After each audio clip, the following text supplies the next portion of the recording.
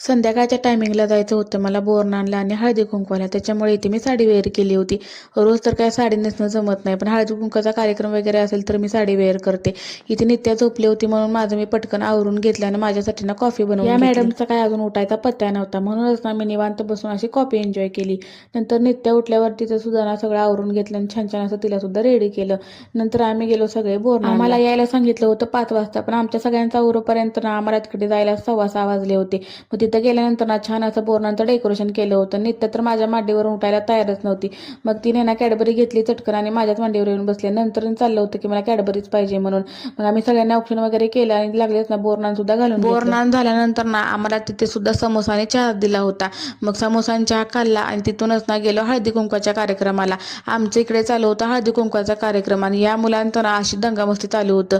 ही मुले एकत्र जमली ना मग यांचा असाच खेळ रंगलेला असतो. वानामध्ये ना मला सुंदर अशी डिश मिळालेली होती. नित्याला नाही ते चिरमोरं खात खुर्चीवर बसवलं आणि मी लागले स्वयंपाकाला, कारण यायला ना 9 वाजून गेले होते आणि माझा ना स्वयंपाक अजून काहीच झालेला नव्हता आणि नित्याच्या जेवणाचा सुद्धा टाइम होऊन गेला. इथे ना मी सगळ्यात आधी भाताचा कुकर लावून घेतला आणि एकीकडे ना वांग सुद्धा फोडणीला टाकून घेतलं. तसं तर ना मला पटकन वांग होईल म्हणून मी भाजी वांग्याचीच बनवली होती, कारण वेळ झाला होता त्यात पटकन असं होईल तेच मला बनवायचं होतं. मग भात आणि भाजी तर झाली, मग लागलंच ना चपात्या सुद्धा लाटून. स्वयंपाक करायला ना तसा खूप वेळ लागत नाही, पण नित्या जर इथे खेळायला लागली ना तरच माझा स्वयंपाक अर्ध्या तासात होतो, नाहीतर मला 1 तास लागतो.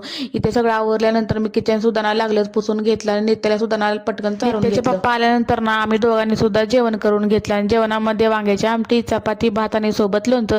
बिग बॉस बघत ना आम्ही रात्रीचं जेवण केलं. चला मग असाच होता आजचा दिवस. भेटूया नेक्स्ट व्लॉग मध्ये.